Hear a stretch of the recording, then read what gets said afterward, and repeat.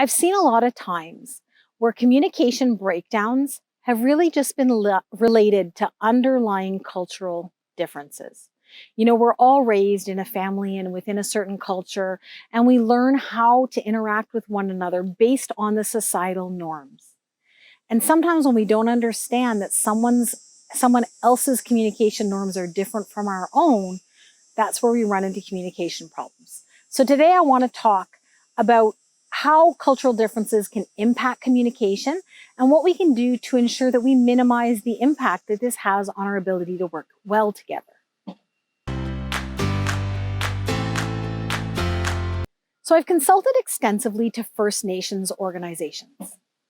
And when I first started consulting to these organizations, I did not at all understand or know the cultural differences, and I didn't realize to what extent it impacted how people communicated.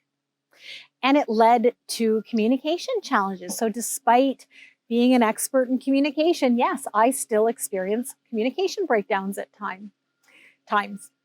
And so one of the things that I wanted to talk to you about today was some of the lessons that I learned through that journey. Because what I learned was that the more I could learn about those cultural differences and how they impacted how we communicated, the more we were able to get around the differences. So let me give you an example. I was once on a conference call, a bunch of people from Montreal, a bunch of people who are up north who were First Nations clients, and someone from Montreal asked a question. And then there was dead silence on the line for a good period of time, well over a minute. It was an amount of time that makes most North Americans extremely uncomfortable, right? We're not used to big pauses and big silences. Now, because I'd been consulting with First Nations clients for a long time, I was used to them at this point. So I knew to just give space that they were thinking and they would speak when they're ready. But what happened is that somebody else on the line from Montreal who was not familiar with working with First Nations clients started saying, hello? Hello? Are you there? Hello?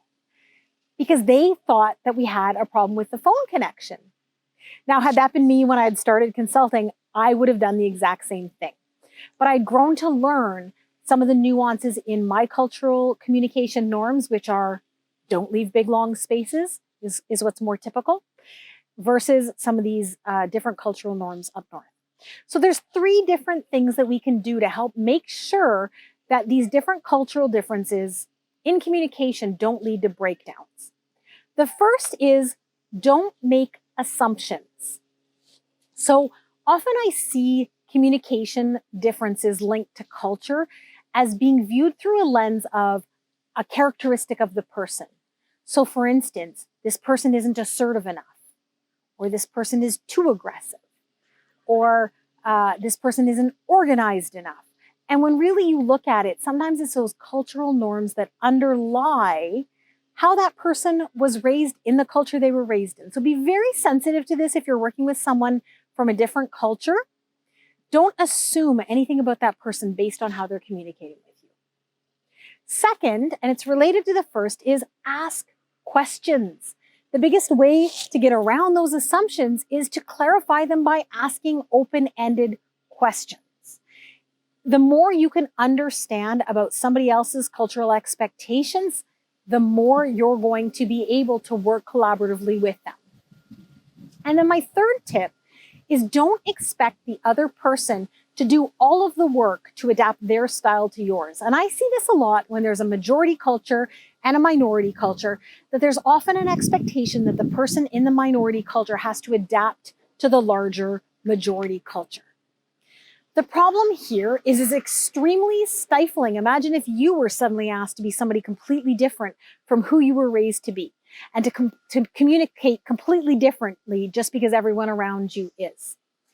What's important here is that we all learn to take a step towards the other person.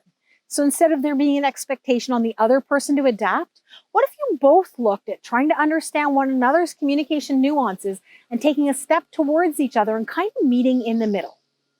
And what I can tell you is that organizations who embody this philosophy, they're really the ones who have the most collaborative communication, which leads to far fewer communication breakdowns that cost tons of time and money, They're also the organizations that I see having the most creativity, because in that middle ground, as we all start to be able to shift our thinking, that's where pure creativity lies.